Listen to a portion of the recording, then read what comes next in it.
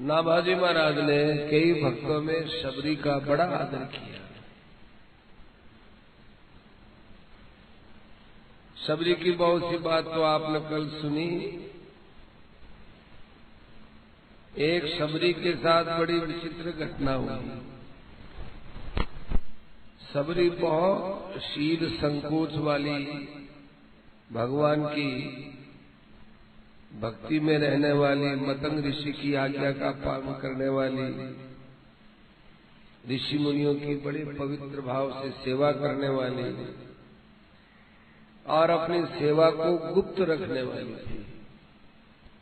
वो चाहती इस सेवा का भाव किसी को पता नहीं चले।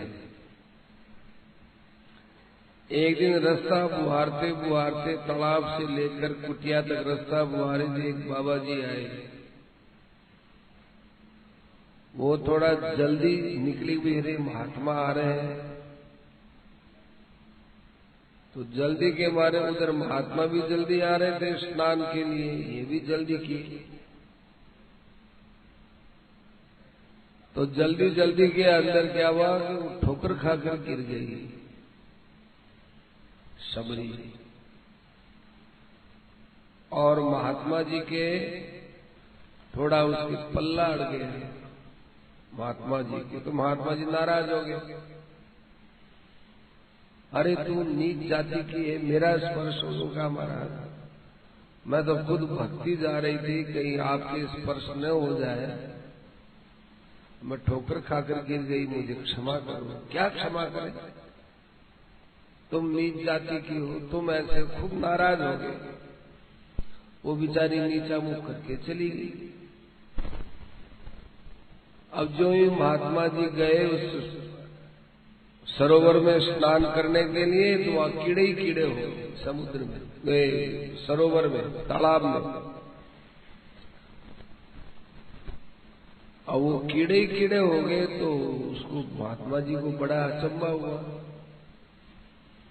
कि अभी आते कीड़े कैसे हो गए। उन्होंने सब ऋषि मुनियों को बुलाया कि साहब देखो तालाब में कीड़े हो गए, इससे हम जल पीते हैं, ये तो हमारे बहुत काम आता है। कीड़े हो गए, अब क्या करें। कोई किसी को समझ में नहीं आया। दूसरे दिन भगवान पधारे। भगवान पधारे तो भगवान से निवेदन किया, महाराज हमारे यहाँ बड़ी समस्या है, क्या कि कल ऐसे ऐसे इसमें कीड़े पड़ गए। भगवान ने कहा देखो भाई, शबरी जहाँ साफ सफाई करती हो वहाँ कीड़ा पड़ जाए मेरे जस्ता नहीं है। मुझे पूरी घटना सुनाओ, क्या बात है। तो ऋषियों ने कहा महाराज हमें तो कुछ पता नहीं, हमको तो अमुक ऋषि ने आकर कहा। तो जिसने शबरी को डांट फटकार लगाई उससे पूछा कि भाई तुम्हारी शबरी से क्या बात हुई। कहा कि शबरी को कोई सुअर नहीं चलने का। हम आ रहे थे हमारे ध्यान में, मस्ती में, और हमारा पल्ला, उसका पल्ला हमारे शरीर के लग गया। अब महाराज उसका नीच जाति में जिसका जन्म हुआ है, अरे नीच जाति की भलाई हो, वो मेरी भक्ति करने वाली है। तो कहा महाराज पिछले जन्म के पाप से इस जन्म में नीच जाति मिलती है। तो नीच जाति मिलने के कारण से वो भक्ति कैसे करे। मेरी भक्ति में जात पात का कोई कारण नहीं है। मेरी भक्ति सब कर सकते हैं। और देखा जाए तुम्हारे इस वन में मैं आया ही शबरी के कारण से, उनको मेरा रास्ता ही नहीं है। शबरी अपने गुरु वचनों पर विश्वास करके मेरी प्रतीक्षात्मक भक्ति में लगी हुई है। भक्ति के कई रूप है, कोई शरणागति की भक्ति, कोई दास्य भक्ति, कोई सख्य भक्ति, कई भक्ति है। उस भक्ति में ये प्रतीक्षा भक्ति है, प्रतीक्षा। संतों ने कहा महाराज ये प्रतीक्षा भक्ति तो हम जानते ही नहीं क्या होता है। फिर भगवान ने प्रतीक्षा भक्ति की ऐसी महिमा बताई कि मन में उत्सुकता तो बनी रहे कि भगवान है तो सही, मिलेंगे, लेकिन कब मिलेंगे, है तो सही भगवान, लेकिन वो क्यों नहीं मिल रहे, कब मिलेंगे, कितनी देर होगी, कब मिलेंगे, ऐसी प्रतीक्षा होती है। मारवाड़ी शब्द अडीक रहती है, उसमें एक प्रेम का समावेश होता है। वो प्रेम मुझे खींच लेता है। जितना प्रेम मतंग ऋषि में नहीं था, उससे ज्यादा प्रेम शबरी में आया। गुरु में इतना प्रेम नहीं था। गुरुजी भी भक्ति करते थे, शबरी के गुरुजी भी, पर वो सामान्य भक्ति होती है, वैसी भक्ति थी। ये प्रतीक्षात्मक भक्ति नहीं थी उनकी। उन्होंने अपने तपोबल के द्वारा कई दिन तक अपने श्वास को, प्राणवायु को रोका कि राम जी आए तो दर्शन करेंगे, पर उतना ही रोक पाए जितना वो रोक सकते थे।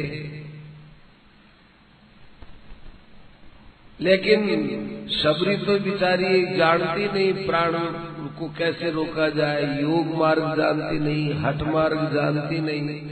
ये तो गुरु वचनों पर विश्वास करके केवल मेरी प्रतीक्षा करती रही।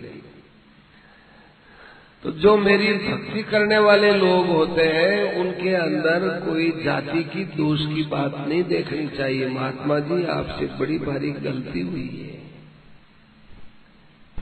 यदि आपको इस सरोवर को शुद्ध करना हो, कीड़ों से रहित करना हो, तो आप सम्मान के साथ शबरी को कहो कि वो उस सरोवर में जाए, और वो जाकर सरोवर में पानी में खड़ी हो जाए, सब कीड़े वहां से समाप्त हो जाएंगे।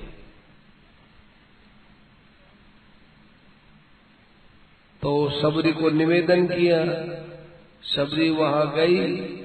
देखो, भगवान ने अपने चरण स्पर्श के लिए नहीं कहा कि उस पानी का मेरे चरणों से स्पर्श कराओ। संतों ने तो कहा कि महाराज आप ही कर दो। नहीं, ये आपराधिक कृत्य है। जिसका अपराध होता है, जिसका अपमान होता है, वही जब संतुष्ट होता है तब वो अपराध मिटता है। भगवान ने उनको उपदेश दिया, जैसे आपने किसी का अपराध कर दिया हो, अब अपराध तो किया आपने, उसका क्षमा मांगते हैं आप दूसरों से, ऐसे नहीं होगा। उसी से ही क्षमा मांगो जिसका अपराध हुआ है।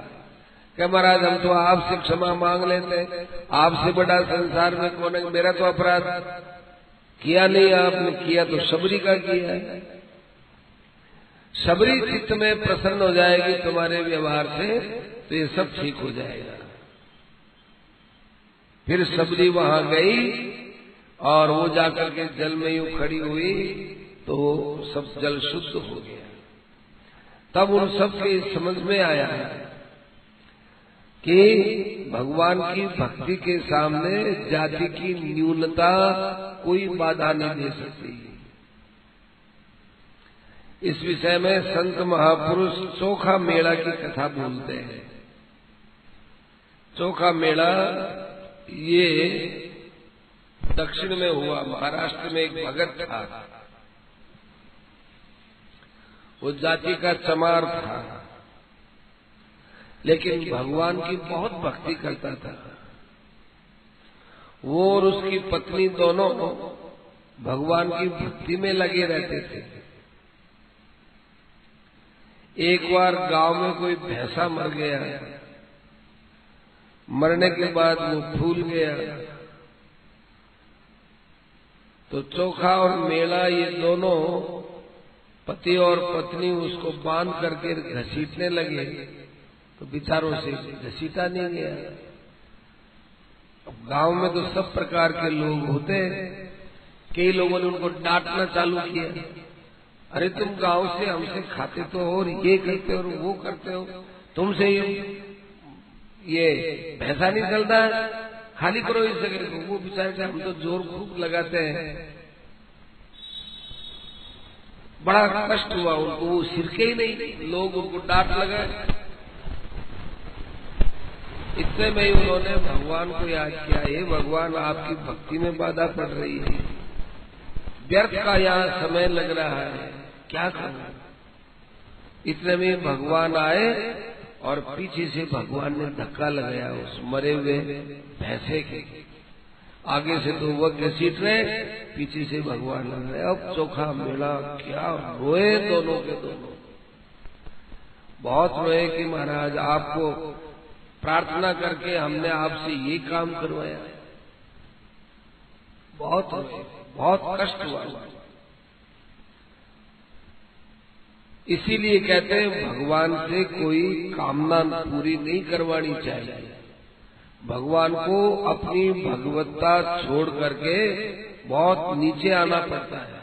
उन्होंने ये नहीं कहा कि आप आओ और कुछ करो, आप तो कोई उपाय बताओ, कोई कृपा करो, तो भगवान तो खुद ही आ गए। तो उनको ऐसी बातें भगवान से कहनी ही नहीं चाहिए।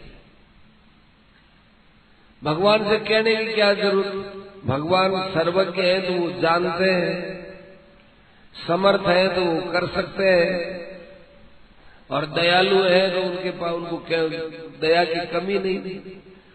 भगवान के अंदर तीन बात हरदम याद रखनी चाहिए। एक तो भगवान समर्थ है, एक भगवान सर्वज्ञ है, एक भगवान दयालु है। दयालु है इसलिए प्रार्थना करने की जरूरत नहीं कि महाराज मेरा ये काम कर दो, जरूरत नहीं। क्यों करें, क्यों कहें भगवान। बाबा जी ने खूब भगवान की भक्ति की, भगवान प्रकट हो गए कि महाराज कोई बात बताओ, क्या क्या मांगो, कुछ मांग लो। मांगने की इच्छा नहीं, मैंने तो आपको बुलाया ही नहीं कि आप दर्शन दो, मैं तो आपकी भक्ति में डूबा हुआ था। अरे कुछ मांगो, मैं रह नहीं सकता हूँ दिए बिना, मैं दिए बिना रह नहीं सकता। कि हम क्या करें, हमने तो आपसे कुछ मांगा नहीं, न हम आपसे कुछ मांगेंगे और न आपके पास कुछ देने के लिए है। क्या चाहिए, ज्यादा से ज्यादा ज्यादा आपके पास त्रिलोकी है, और क्या है, स्वर्ग है, पाताल है, संसार के भोग पदार्थ, यही तो है। ये हम चाहते ही नहीं चाहते। भगवान ने कहा देखो जो मेरी भक्ति करता है, मैं उसकी सेवा नहीं करूं तब तक मुझे कोई चैन नहीं मिलती। कुछ सेवा का काम बताऊं, मेरे कोई सेवा है ही नहीं।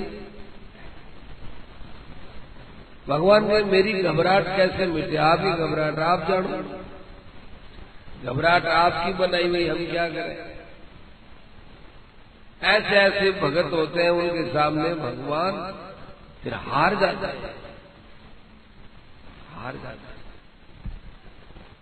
तो चोखा मेला ने क्या किया, एक दिन बाजार से बढ़िया केले लिए, बहुत बढ़िया मीठे। तो केले लिए तो मन में आया कि चलो ठाकुर जी की भोग लगा। तो गए मंदिर में, जहां सीमा थी वहीं खड़े हो गए। मंदिर के वहां जहां सीमा थी, देखो जो जितना भगवान की भक्ति में डूबा रहता है वो उतना ही नियम कायदों का अच्छा पालन करता है। तो उसकी एक सीमा थी खड़े होने की, वहां खड़ा हो गया। पुजारी आया, क्या बात, डांट करके कहा, जगह जी मैं केला लाया हूँ, कोई अन्न की वस्तु तो लाया नहीं हूँ, फल के भोग लगाने में कोई जात पात अड़ती भी नहीं है। ये भगवान के मैं 4 केला भोग लगाने के लिए लाया है। तुम्हारे केले भगवान के कहीं लगेंगे, निकल जाओ यहाँ। धक्का दे करके निकाल दिए।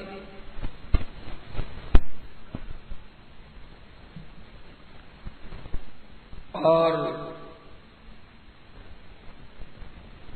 केला लेकर के आए तो धक्का देके निकाल दिया। चोखा मेला रोने लग गया, बहुत दुखी हो गया। पत्नी ने पूछा क्या बात हुई, कि आज तो भगवान ने मेरे केले स्वीकार नहीं किए, कोई मेरे से अपराध हो गया, पुजारी जी ने स्वीकार नहीं किया, फेंक दिए, धक्का दिया मुझे, तो दोनों को बड़ी चिंता हुई। और वो रात्रि के अंदर उनको नींद नहीं आई, बैठे रहे बेचारे कि ओहो हमसे कोई गलती होगी, भक्ति में कोई गलती होगी। बैठे रहे आधी रात बीती, पुंडरीकनाथ भगवान स्वयं उनके घर पर आए कि चोखा मेला तुम्हारा केला है ना, बहुत भूखा हूं, मुझे केला दे खाने के। तो रोने लग गया, महाराज अरे तुम ज्यादा बात को मुझे केला दे, बहुत इच्छा हो रही है। तो केला लाके दिया। भगवान ने जब केला मांगा तो चोखा मेला ने उत्तर दिया, महाराज मेरे केले आप खा लोगे तो देवे ना, मुझे भूख लग रही है, तू बातों में समय लगा रहा है। तो चोखा मेला ने केला अर्पण कर दिया। 4 केला थे, 2 तो भगवान ने खा लिए, छिलके वहां डाल दिए, और 2 केला भगवान ले जाने लगे। तो चोखा मेला ने कहा, महाराज आप ले जाते क्यों हैं? कि नहीं ये ले जाऊंगा, बहुत मीठी केला है। 2 केला मैंने ले लिए, 2 केला मैं लक्ष्मी जी के लिए, रुक्मणी जी के लिए ले जा रहा हूं। तो 2 केला रुक्मणी जी के लिए ले गए। रुक्मणी जी ने वो केले देखे, वहां मुंह बिचकाई, क्या लाए, कहां से लाए? इन केलों के लिए आपको मैं ही मिली क्या? 16,108 रानियां हैं, उनके अंदर मैं ही मिली इन केलों के लिए? नहीं खाती। भगवान ने कहा, अरे खा के देखो, मुझे बहुत अच्छे लगे तब मैं लेके आया हूं। केवल फल नहीं है, इसमें देने वाले का भाव है, भाव इस वस्तु के अंदर उसके भाव का स्वाद है, खा करके देखो। तो रुक्मणी जी ने कुछ तो खाया, बहुत अच्छा लगा, कुछ रख दिया। इधर तो ये लीला हुई, और उधर पुंडरीनाथ भगवान का सुबह कपाट खोला गया तो मंदिर में केले का छिलके पड़े थे, केले अंदर केले के छिलके, केले के छिलके अंदर पड़े, कुछ खाया हुआ और कुछ नहीं खाया हुआ। तो वो पुजारी समझ गया कि ये केले के छिलके तो वही हैं जो कल चोखा मेला को हमने वापस लौटाए थे, उसके लिए नहीं थे, वही केले होने थे, छिलके वे के वे। क्या पता कब चुपचाप आया होगा, क्या पता कब चुपचाप उसने फाटक खोला होगा, और क्या पता वो ठाकुर जी को बेचा गया होगा। अब पुजारी को बड़ा क्रोध आया, हमारे इष्ट देव को बेचा करके गंदे फल चढ़ाए तुमने। इतना क्रोध आया, इतना क्रोध आया कि सीधे पुजारी जी ने किवाड़ तो बंद कर ली, और वो सीधा चोखा मेला के वहां गया, और इतना मारा उसको, इतना मारा, चोखा मेला को खूब मारा। चोखा मेला के मेरा कसूर बताओगे, तूने वो केले ठाकुर जी, कहा कि मैंने ठाकुर जी को केले वहां नहीं खिलाए थे, ठाकुर जी यहाँ खाने के लिए आए थे। झूठ बोलते, यहाँ खाने के लिए तेरे पास ठाकुर जी आएंगे खाने के लिए? और वो मार खाए जाए और बेचारा कहा जाए मैं क्या करूं, मैंने नहीं, फिर वो छिलके वहां कैसे गए कि हमने प्रवेश ही नहीं किया है। ऐसे करते वापिस गए पुजारी कि अब जाए ठाकुर जी का खोले। अब ठाकुर जी ने अंदर से बंद कर दिया दरवाजा, अंदर से दरवाजा बंद कर दिया। तो पुजारी जी सोचते हैं कोई अंदर दूसरा पुजारी गया होगा, तो खटखटावे, आवाज लगावे, कोई आवाज आवे ही नहीं। भगवान ने कहा कौन है? कि महाराज मैं तो आपका सेवक हूं। मेरा सेवक नहीं है, मेरा सेवक वो है जो मेरे आदेश का पालन करे। तुम्हारे व्यवहार से मेरे चित्त को अपार कष्ट हुआ, फिर तुम अपने को सेवक बताते। फटकारा भगवान। कहने लगा महाराज क्या गलती हो गई मुझसे, इतना बड़ा तूने अपराध कर दिया और फिर कहता है क्या गलती हो गई। वो चोखा मेला कल कितने भाव से केला लाया था, उसको तुमने वहां से अपमानित करके निकाल दिया और उसके घर पर जाकर के मैंने वो केले का स्वाद लिया, मुझे अच्छे लगे, मैं ये केला लेकर आया था, ये केले मैंने और रुक्मणी ने खाए हैं। और तुमने जाकर चोखा मेला पर ये आरोप लगाया कि मैंने चोखा मेला में जाकर के वहां पर मेरे को बहका दिया, अरे ऐसे क्या। फिर उसको तुमने पीटा, मारा, उसको नहीं खोलते, हम तुम्हारी सेवा स्वीकार नहीं करते। हाँ वो कहने लगा महाराज मेरे से बहुत बड़ी गलती हो गई, अपराध हो गया, मुझे मालूम नहीं था कि चोखा मेला इतनी बड़ी भक्ति करता है। अरे भक्ति करने वाले की तुम जात पात देखते हो, लौकिक व्यवहार में जात पात देखो, मेरी भक्ति करने वाले के अंदर भक्ति को ही देखो, दूसरी बातें मत देखो। मैं तो नहीं खोलता आपके बारे, जाओ यहाँ।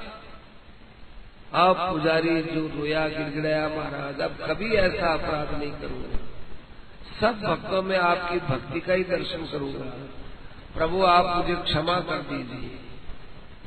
मैं क्षमा करने वाला कौन होता हूँ पुजारी, तुम जाओ चोखा मेले को अपने कंधे पर बैठा करके मेरे पास लाओ और चोखा मेला कह देवे कि अब पुजारी का अपराध खत्म हो गया तो मैं किवाड़ खोलूंगा, तो नहीं खोलूंगा। तब वो चोखा मेला के पास गया पुजारी जी। पुजारी जी ने जाके कहा चोखा मेला जी मेरे से तो बहुत बुरा अपराध हो गया आपके प्रति, ठाकुर जी ने किवाड़ बंद कर लिए, मेरे से नाराज हो गए, रुष्ट हो गए। अब भक्त हृदय होता है ना। सेठ जी ने कहा कि 4 प्रकार का क्रोध होता है। एक तो होता है आकाश में लकीर के समान। अब ये आकाश है, आकाश का अर्थ होता है खाली जगह, ये खाली जगह, ये लकीर किया, दिखती है क्या आपको? नहीं दिखती, केवल उंगली की इतना ही दिखता है, लकीर नहीं दिखती। तो एक तो होता है आकाश के लकीर, एक होता है पानी की लकीर। अब पानी हो यहाँ, अनुमान लगाओ यहाँ पानी है, लकीर करेंगे तो जो इधर करेंगे इधर मिटती जाएगी। एक होता है बाड़ू में लकीर, बाड़ू में लकीर की तो लकीर तो दिख गई, थोड़ी देर में बाड़ू में घुस जाएगी। और एक होती है पत्थर की लकीर, इसीलिए कहते हैं लो की लकीर, पत्थर की लकीर, पत्थर में लकीर कर दो, वो पत्थर जब तक नहीं टूटेगा तब तक वो लकीर नहीं मिटेगी। तो दुष्ट आदमी का जो बैर भाव होता है, क्रोध भाव होता है, वो होता है पत्थर के लकीर के समान।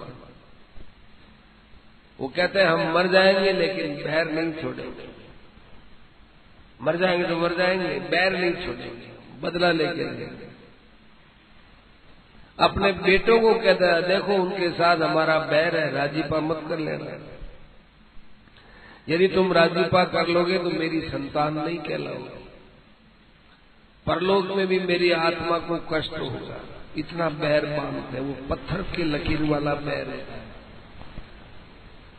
और साधारण आदमी, थोड़ा सज्जन आदमी होता है, उसका होता है बालू की लकीर के समान, थोड़े दिनों में क्या तो छोड़ो, अच्छी बातें याद रखो, क्यों बुरी बातें याद रखो, किसी ने कुछ कह दिया कर दिया, हो गया बीत गया, चलो जाना।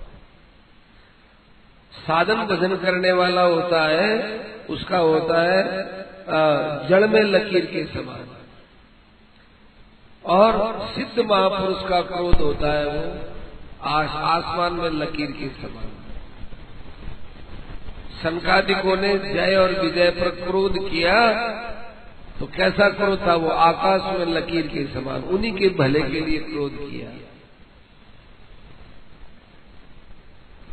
तुम 3 जन्म तक राक्षस होगे, तुम्हारा उद्धार करके स्वयं भगवान आएंगे। ये शाप है। नारद जी ने शाप दिया भगवान को, कपि आकृति तुम की न हमारी, तुमने हमारी बंदर जैसी आकृति की, तुम्हारी स्त्री जब गुम जाएगी तो यही तुम्हारी सहायता करने वाले होंगे। ये कुछ शाप है? ये शाप नहीं है, ये तो वरदान है उल्टा। यही कहते हैं कि बंदर की आकृति नहीं, ये बंदर ही तुम्हारा नुकसान करेंगे। ऐसी बात संत के हृदय में पैदा होती नहीं, दूसरे को नुकसान। तो आकाश की लकीर के समान उनका क्रोध होता है। जो परम भक्त होते हैं उनका आकाश में लकीर के समान। तो उनका चलो साहब हम चलते हैं, भगवान ने बुलाया है, आप कंधे नहीं ऐसी कोई बात नहीं है। तब फिर जो है पैदल पैदल ही गए। उनका देखो भगवान की आज्ञा का पालन करना है, मैं आपको कंधे पर ले जाऊंगा। नहीं तो भगवान कहेंगे नहीं, हमें भगवान से प्रार्थना कर दूंगा पुजारी जी, मैं प्रार्थना कर दूंगा कि मैं मेरी मर्जी से पैदल पैदल आया हूं। पुजारी जी लेकर आए, चौका मेरा ने प्रणाम करके कहा महाराज जी मुझे कंधे पर ला रहे थे, मुझे शर्म आ रही थी आपके सामने मैं इनके कंधे पर कैसे रहूं, पुजारी जी हैं, पूजा करते हैं आपकी। और महाराज आपने इनको मेरे लिए बोल दिया कि वो क्षमा करे तो क्षमा तो आप करेंगे, आपने कर दिया तो मेरी तरफ से क्षमा हो गई। फिर वो पुजारी जी का किवाड़ खोला और तब जाकर के उसकी सेवा भगवान ने स्वीकार की। भक्ति के अंदर जात पात को देखना भगवान को अच्छा नहीं लगता। ये तो हो गई शबरी जी की कथा। अब है आगे जटायु जी की कथा। जटायु जी का सबसे पहले रामायण में दर्शन कब होता है? जब अगस्त ऋषि के कहने से भगवान पंचवटी पर आते हैं और वहां जटायु का राम जी से मिलना होता है। और जटायु कहता अच्छा तुम दशरथ के बेटा हो, दशरथ तो हमारा मित्र है। लेकिन रामायण में कहीं खुलासा नहीं हुआ कि जटायु तो एक गिर है, दशरथ जी एक महामानव है, राम के पिता है, वो मित्र कैसे हुए दशरथ जी के? ये कथा न तो वाल्मीकि में आती है, न अध्यात्म रामायण में आती है, न तुलसी कृत में आती है, ये तीनों में ही आती है कि सखा है हमारे दशरथ जी सखा। तो अब प्रश्न होता है कि दशरथ जी जटायु के सखा कैसे हुए?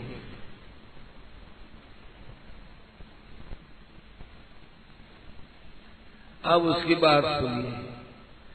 देखो दशरथ जी महाराज एक बार अपने ज्योतिषियों के साथ में बैठे हुए थे। काल सब ज्योतिषियों ने कह दिया कि महाराज भयंकर काल पड़ने वाला है। कि काल पड़ेगा कि हाँ काल पड़ेगा। तो बताया क्यों पड़ेगा काल? कहते हैं कि जब शनिश्चर है वो रोहिणी नक्षत्र का भेदन करता है तब वहां पर शकट भेद नाम का योग बनता है। और शकट भेद योग के अंदर 12 बरस तक अकाल पड़ता है। 12 बरस तक।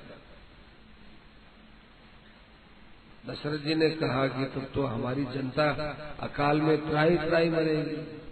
देखो अकाल सतयुग से पड़ते आए, अपने यहाँ थोड़ा होता है हाई हुई करने लग जाते, इन वर्षों में ज्यादा ही चलते हैं। अकाल तो बहुत देखे हैं लोगों ने। अकाल तो होता है सतयुग से होता है। जब अपने मरुभूमि में तो प्राय अकाल के वर्ष ज्यादा जाते हैं, सुकाल कम रहता है। 5-5, 7-7 वर्ष तक लोग अकाल के छाया में रहे और उसके बाद जमाना होता था। तो प्राचीन युग में लोगों का संतोषी स्वभाव था। भगवान में आस्था थी, भगवान के विधान को वे शिरोधार्य मानते थे, मानते थे कि कोई न कोई ऐसा हम लोगों का कर्म है, जीवों का कर्म है तो है। तो अकाल आदि पढ़ते थे तो लोग अपने कर्म को सुधारते कि देखो हमने पाप की, उसका फल है ना, हमको पाप नहीं करने चाहिए। अकाल आदि से अपने कर्म पर विचार करते थे। तो दशरथ जी ने विचार किया कि भाई इतना भयंकर अकाल हमारे यहाँ पड़े का कारण क्या है? कोई यहाँ हमारे यहाँ अधर्म तो होता नहीं, दुराचार होता नहीं। वशिष्ठ जी को कहा, वशिष्ठ जी महाराज ये अकाल कैसे दूर हो? तो वशिष्ठ जी ने कहा कि देखो साहब, इस अकाल का तो यही है कि आप शनिश्चर की चाल बदल दो, और शनिश्चर की चाल बदली जाएगी, आकाश में यज्ञ करोगे तब वो रोहिणी का भेदन नहीं करेगा तो आपका अकाल सुकाल में बदल जाएगा। अब वो रोहिणी के वहां जाकर के यज्ञ करना हुआ आकाश में। तो कहा कि चलो यज्ञ तो हम करवा देंगे, आपके पास जो रथ है दिव्य रथ, उस दिव्य रथ से आकाश में चलेगी, चलो। तो वशिष्ठ जी ने कहा कि पहले आप चलिए, आप जाकर के वहां यज्ञ आदि का स्वरूप पहले तय करिए, फिर उसके बाद हम आएंगे। तो वशिष्ठ जी के आदेश से दशरथ जी गए, अपने रथ से ऊपर आकाश में गए, दिव्यास्त्रों सहित गए, और सूर्य के 1.25 लाख योजन ऊपर नक्षत्र मंडल में गए, और वहां रोहिणी के पीछे आकर खड़े हो गए कि शनि इसमें से पार होगा तो शनि को पार नहीं होने देंगे। शनि की दृष्टि पड़ी कि दशरथ है वो रथ लेकर आया है, शायद मुझे रोहिणी नक्षत्र में से जाने से रोकेगा। तो शनि ने अपनी दृष्टि को वक्र कर लिया, वक्र माने टेढ़ी, टेढ़ी नजर से दशरथ जी को देखा। तो शनि की जब वक्र दृष्टि होती है तो बचना मुश्किल होता है। तो जब वक्र दृष्टि बनाई तो दशरथ जी का रथ था वो रथ भस्म हो गया। रथ भस्म हुआ तो दशरथ जी ऊपर से गिरने लगे आकाश से। इतने में ये जटायु जी गीध है, गीध यहाँ घूमते घूमते वो दशरथ जी के नीचे आ गया, कहा आप मेरे पर बैठ जाओ और मैं आपको अयोध्या छोड़ देता हूं। तब जो है वो इसके ऊपर विराजमान हो गए। कहा कि नहीं, मैं केवल ऊपर सैर सपाटे के लिए नहीं आया था, यहाँ पृथ्वी पर अकाल पड़ेगा, शनि की गति को रोकने के लिए आया था। तब फिर बाद में कहा अच्छा चलो आप शनि से प्रार्थना करो। तो कहा मैं प्रार्थना के लिए यज्ञ करने आया था कि मैं यज्ञ करूं, यज्ञ का स्थान वगैरह सब देखने के लिए आया था। तो शनि ने मुझे तो देखते ही वक्र दृष्टि से देखा तो मेरा रथ भस्म हो गया, तो आपने आकर के मुझे सहायता दे दी। तो क्या अब आप शनि से प्रार्थना करो। प्रार्थना करने पर कोई कितना ही टेढ़ी दृष्टि से देखने वाला हो, उसके हृदय में प्रेम पैदा होता है।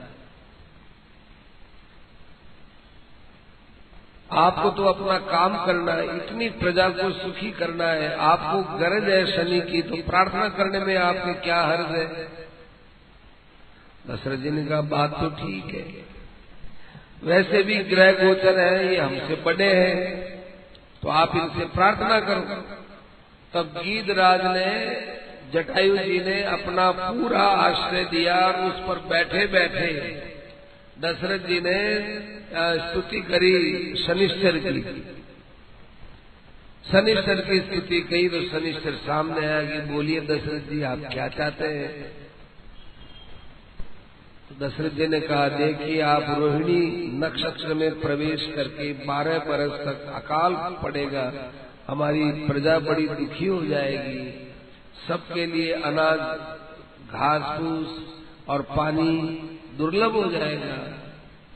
तो 3 चीजों का अभाव होता है, पानी का अभाव, घास का अभाव और अन्न का अभाव। तो पशु पक्षी है, गाय वगैरह है, ये तो सब घास खाते हैं, पानी तो सभी पीते हैं, अनाज मनुष्य खाता है। इसलिए आप रोहिणी नक्षत्र में से मत जाइए, यही आप ठीक है, हम रास्ता बदल देंगे। और हम आपको एक बात बता दें कि जो आपने हमारी स्तुति गाई है, ऐसी शनि की मेरी जो स्तुति है, उसको जो भी आदमी गाएगा तो किसी न किसी आदमी के मैं पीछे लगा रहता हूँ, वो मेरा पीछा उसका छूट जाएगा, मेरी कोई बाधा नहीं रहेगी। दशरथ जी को खूब बड़ा आश्वासन मिल गया और दशरथ जी को लेकर के और वो जटायु लाकर अयोध्या में उनको आराम से उतार दिया। जटायु से दशरथ जी ने कहा कि आपका नाम क्या है? कि मेरा नाम जटायु है। आप आकाश में? कि मैं आकाश में घूमता हूँ, नक्षत्रों के पास ही घूमता रहता हूँ। मैं हूँ, एक मेरा भाई है, उसका नाम संपाति है, वो मेरे से बड़ा है। हम दोनों भाई विचार करते हैं सूर्य के वहां जाए, कई नक्षत्रों में तो जाए, सूर्य का वहां जाने की बात आई तो बहुत गर्मी लगी, तो मैं तो बच गया और मेरा भाई जाने कहां गिर गया। कोई बात नहीं। तो दशरथ जी ने कहा कि मेरे से आप कोई चीज मांगो, आपके लिए बढ़िया कहीं रहने की जगह बता दूं। ना ना, हमारा काम तो उड़ते फिरते रहते हैं, कोई बढ़िया कंदरा गुफा बता दूं आपको, गुफा में रहो। नहीं नहीं, तो कुछ तो आप मेरे से ले कि आपका जो बड़ा बेटा है ना, वो मुझे दे दो। दशरथ जी ने कहा कि मेरे तो बेटा हुआ ही नहीं, बड़ा और छोटा तो कब हो कि जब वो बेटा हो जाए। बड़ा बेटा हो फिर छोटा हो तब बड़े को दूं, मेरे तो बेटा है ही नहीं। अच्छा दशरथ जी महाराज, यदि आपके बेटे हो जाए तो दे दूंगा। देखो दशरथ जी, आप दे नहीं पाएंगे, जरूर दे दूंगा। तुमने इतना उपकार किया है मेरा, मेरे प्राण बचाए, बेटा नहीं दूंगा, बेटा दे दूंगा। ये ठीक। अब उस समय पर सब विवाह वगैरह हुए, सब खीर के द्वारा वही राम लक्ष्मण भरत शत्रुघ्न सब पैदा हुए। तो जब जन्मोत्सव मनाया जा रहा था, चारों एक साथ हुए, तो उनमें जटायु जी आया, आकर के दशरथ जी से कहने लगा, आपके 4 बेटे हो गए ना? हो तो गए, तो 4 बेटों में बड़ा बेटा मेरे को दे दो। तो कहा कि चलो। अब जटायु जी को तो केवल परीक्षा लेनी थी। दशरथ जी ने कहा चलो, मैं आपको बच्चे को बता देता हूँ। फिर वो जटायु जी आए और भगवान की तरफ देखे, भगवान ने जटायु जी को देखा, भगवान खिलखिलाए। जटायु जी बहुत प्रसन्न हुआ, भगवान के दर्शन करके। कौन क्या? जटायु ने कहा, अच्छा देखो, अभी तो ये बहुत छोटा है, कौन इसका लालन पालन करेगा? मेरे पंख है ना, ये बहुत तीखे है, मेरी चोंच बड़ी तीखी है, कहीं मैं इसको अपने पंखों से, पंजों से ले तो ले, लेकिन इसका शरीर बहुत कोमल है, कहीं ये कष्ट को प्राप्त हो जाए, इसलिए अभी तो आप इसका पालन करो, थोड़ा बड़ा हो जाएगा तब ले जाएगा। अब इधर तो विश्वामित्र जी आए, इधर वो जटायु जी आए। एक दिन पहले जटायु जी आए और दूसरे दिन ही विश्वामित्र जी आए। विश्वामित्र जी ने कहा, आपके बेटे को ले जाना चाहता हूँ। जटायु जी आए, पहले आए ही थे, कहा कि आपने कहा था बड़ा बेटा को दे दूंगा, तो लाओ मेरे को दे। दशरथ जी सोचे कि अब इसको दो। अब राम के प्रति प्रेम बढ़ता गया। जटायु जी को लेना तो था नहीं। जटायु जी ने तो परीक्षा ली। तो दशरथ जी ने कहा कि जटायु जी, मैं प्रतिज्ञा में तो बंधा हुआ हूं कि आप, ये मेरा बेटा आपका है, परंतु मेरा इसमें कुछ मोह ज्यादा है। यदि आप कहो तो थोड़े दिन में इसको और अपने पास रख लूं। कोई बात नहीं, जो आपका है वो मेरा है, मेरा है वो आपका है, पर ये आपके पास रहेगा नहीं, मेरे पास नहीं रहेगा। जटायु जी चले गए। दूसरे दिन विश्वामित्र जी आए। जटायु की बात याद आई कि जटायु ने कहा था कि आपके पास नहीं रहेंगे, रवाना हो गए। फिर उस वन के अंदर मिले जटायु जी, जहाँ ताड़का वगैरह हमारा वहां पर देखते घूमते थे, यहाँ फिर जब जो है वनवास का हुआ, तब भी वहां जटायु जी घूमते रहते थे, देखते रहते थे।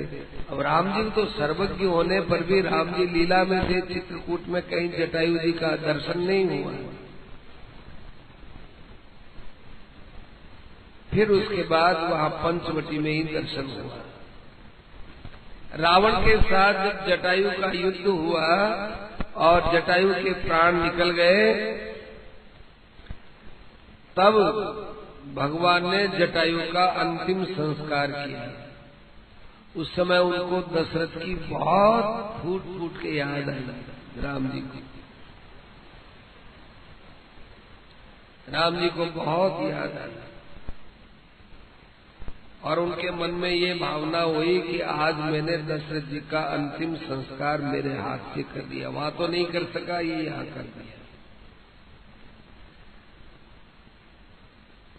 इसीलिए रामचरितमानस में एक दोहा आता है कि सीता हरण तात जनी कहु पिता सन जाए, जो में रामत कुल सहित कही दशानन आए।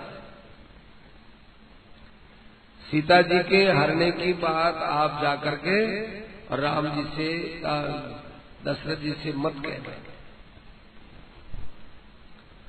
सीता हरण तात जनी कहु पिता सन जाय, जो मेरा मत कुल सहित कहि दशानन आय।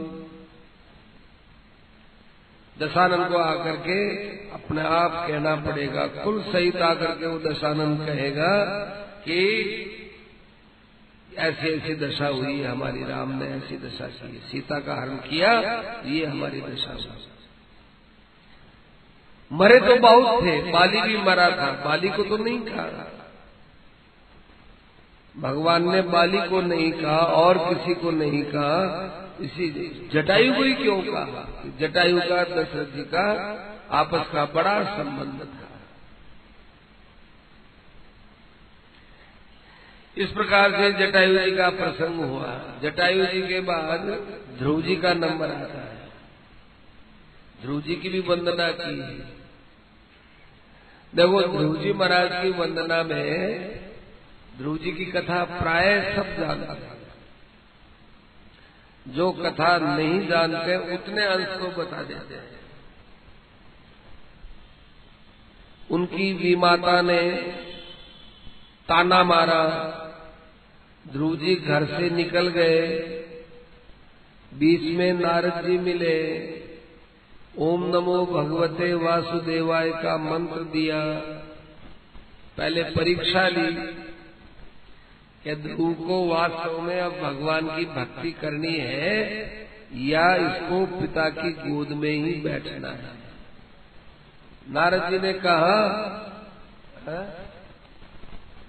नारद जी ने कहा कि आधा राज्य दिला दूं तो पिता की गोद की क्या बात करता है, आधा राज्य तेरा, चल क्या करेगा भक्ति करके। भक्ति बड़ी कठिन है, भगवान मिलते नहीं है सुगमता से, हमें ही देख लो ना।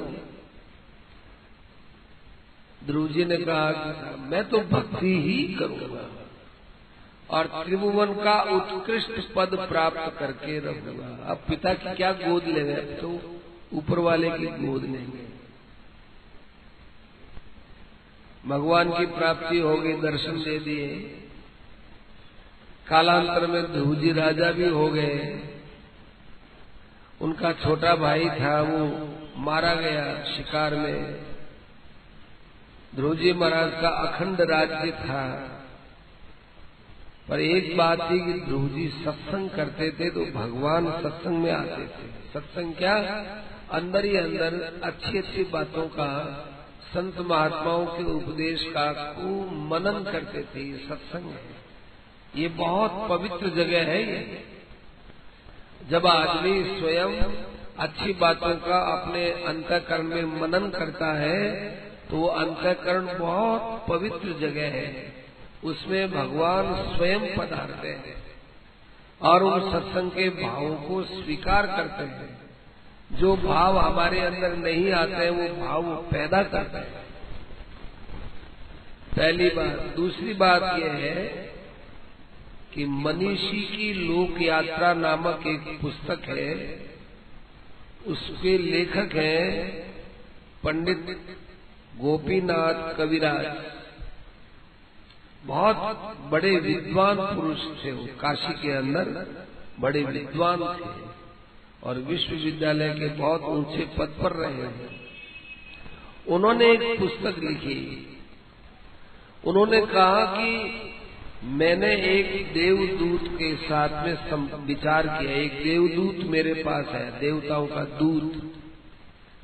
वो रात्रि में रोज आता था और मुझे ऊपर के लोगों की घटना बताता था। वो कहता था कि यहाँ पृथ्वी लोक पर जो लोग सत्संग करते हैं वो अपने को देखते हैं कि हाँ क्या है, ठीक है, चलो सत्संग करते हैं, बैठ गया, हो गया। ये उपेक्षा से करते हैं। ये इस बात को भूल जाते हैं कि अरे मरने के बाद भी आपको खूब अच्छा सत्संग मिलेगा। अभी मैं सत्संग से आता हूँ, वहाँ बाकायदा बहुत पवित्र जगह होती है। सब ऋषि मुनि जो सत्संग किए हुए प्राणी हैं वे वहाँ अपने निरामय शरीर से बैठते हैं। ये शरीर नहीं, ये तो सामय शरीर है। निरामय माने निरोग और सामय माने रोग सहित। अपने शरीरों में तो कितने रोग लगते हैं, भूख लगती है, प्यास लगती है, नींद आती है, प्रमाद होता है और सोते भी है और शरीर की सब क्रिया भी करनी पड़ती है। वहाँ कुछ नहीं होता, शरीर दिव्य होते हैं उनके। सत्संग वहाँ चलती है, अच्छे अच्छे महात्मा इतनी बढ़िया बात बताते हैं तो उस समय में सब लोग बहुत प्रेम से सत्संग सुनते हैं, क्योंकि उनके यहाँ के सत्संग संस्कार गए हुए। यहाँ फिर भी सत्संग सुनने में लोग प्रमाद कर देते हैं, पर वहाँ जाते तो इतनी प्रिय सत्संग लगती है। कभी माया का विवेचन, कभी ब्रह्म का विवेचन, कभी जीव का विवेचन, कभी सगुण, कभी निर्गुण, कभी साकार, कभी निराकार। वो ऐसे वर्णन में डूब जाते हैं कहने वाले सुनने वाले। वहाँ सत्संग होता है। कविनाथ ने लिखा कि मेरे को आकर के लिखाया है उसने कि आज ये बात चली, आज ये बात चली, और लिखते लिखते कहते हैं अब मैं जा रहा हूँ और वहाँ क्या बात हुई है वो सब मैं लेकर के आपके पास फिर समय पर आऊंगा। तो उन्होंने पूछा कौन कौन संत हैं, तो उन कई संतों के नाम बताए, कई संतों के नाम बताए। उनमें रामकृष्ण परमहंस का भी नाम बताया। तो कहते हैं वो चेहरा कैसे पहचानते हो? ये यहाँ तो सब जल जला के खत्म हो जाता है, अब ये चेहरा आग में खत्म हो जाएगा, फिर वहां जाके कैसे पहचाना जाएगा कि ये वो है कि नहीं? वहाँ एक अलग ही उसी आकृति का एक दिव्य चेहरा बनता है उसका, ताकि पहचान सके। वहाँ संतों के बीच में ऐसी पहचान के लिए कई प्रकार के उपाय होते हैं। तो सत्संग के द्वारा ऊपर के लोगों में भी बड़ा आनंद का अनुभव होता है। मानव शरीर में जो खूब अच्छा सत्संग कर लेते हैं उनको कहना ही क्या है। सत्संग का तो एक व्यसन लगना चाहिए, व्यसन। जैसे चिलम पीने वाले को, बीड़ी पीने वाले को बीड़ी के बिना घबराहट होती है, अफीम वाले को घबराहट होती है, नशा करने वाले को नशे के बिना बेचैनी होती है, ऐसे सत्संग के लिए मनुष्य को बेचैनी करनी चाहिए। सत्संग न मिले तो क्या करें, सत्संग नहीं मिला, सत्संग नहीं मिला, सत्संग नहीं मिला। सेठ जी ने ये गीता तत्ववेचनी जो टीका लिखी है गीता पर, वो रोज एक महात्मा उनके पास बैठते थे और लिखाते थे। अब सेठ जी के तो 50 काम, कभी कभी अनध्याय होता तो पास में बैठ करके कहे, सेठ जी आज हमको भिक्षा अच्छी नहीं लगी, भिक्षा को भिक्षा अच्छी नहीं लगी। तो क्या है, आप हमारे छाती पर अब कुछ भी हो, चाहे रात में ही समय निकालना पड़े, आपको कुछ न कुछ लिखाओ, नहीं तो आज का दिन बेकार जाएगा हमारा। चाहे 2 पंक्ति लिखाओ, चाहे कितना ही लिखाओ, कुछ लिखाओ। ऐसे पीछे पड़े रहते, तब जाकर के गीता तत्ववेचनी पुस्तक लिखी। महाराज जी ने बताया था कि हम कई लोग बैठे हुए थे उनके कमरे में, और जब ये भूमिका लिखी जा रही थी तत्ववेचनी की, उस समय सेठ जी आंख बंद करके कुछ बातें ऐसी बोले, उस कमरे के अंदर ऐसी शांति फैली, ऐसी शांति फैली, कमरे से निकलने का मन ही न हुआ। न सेठ जी का मन हुआ, न वहां बैठे रहने का मन हुआ, कहीं जाने आने का मन नहीं हुआ, उसी शांति में ही डूबे थे।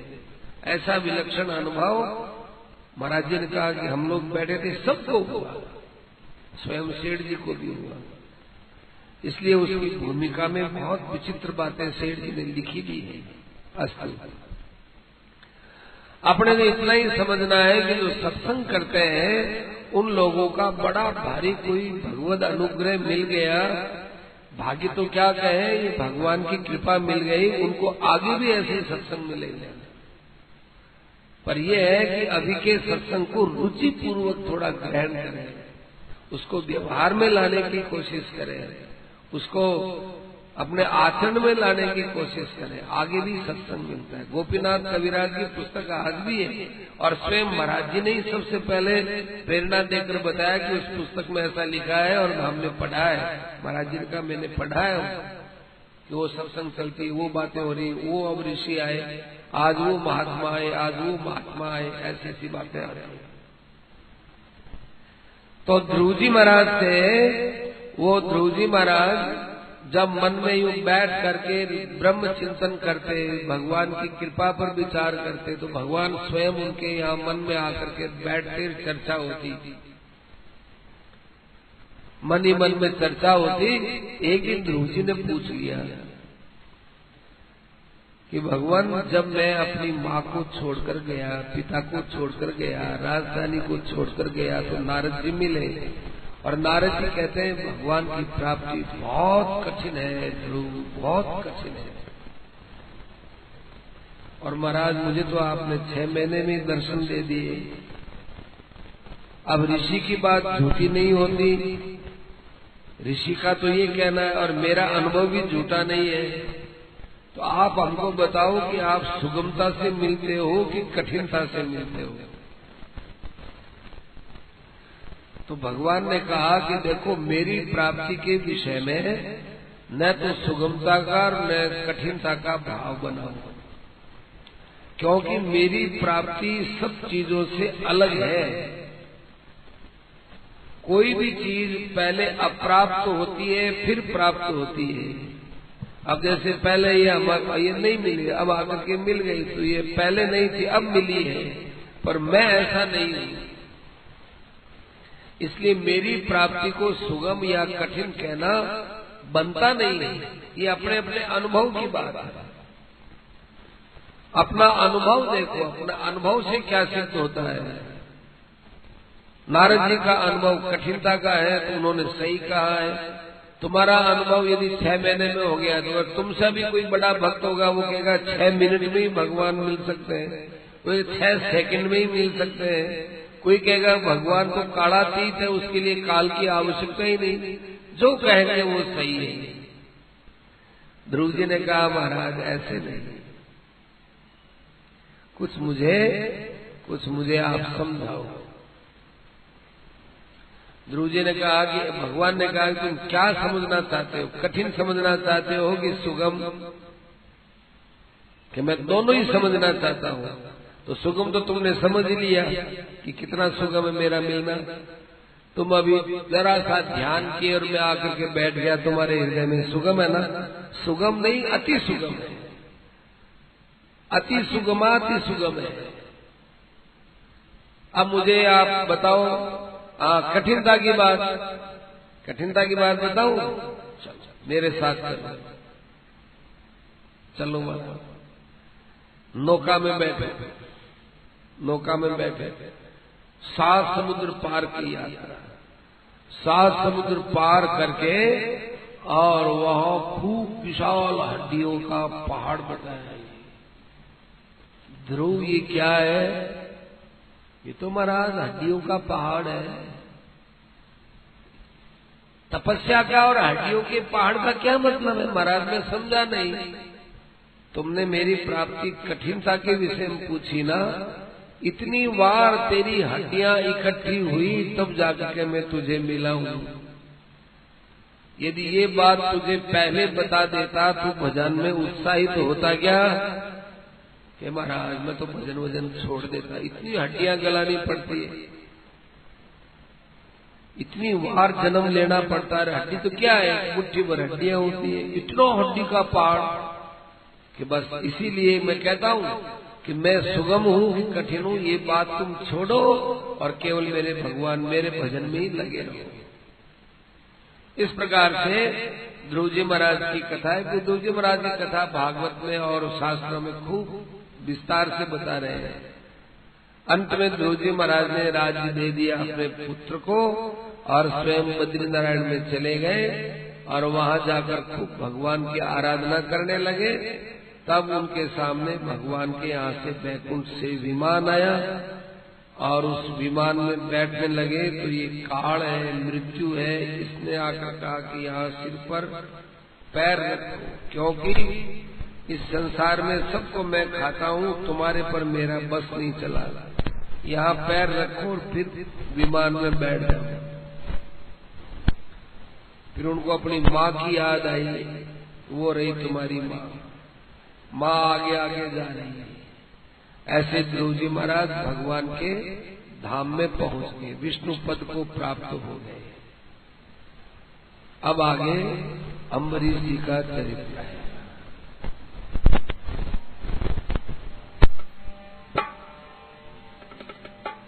बोलो, स्वर भंग नहीं हो जाए इसलिए। कृष्ण गोविंद हरे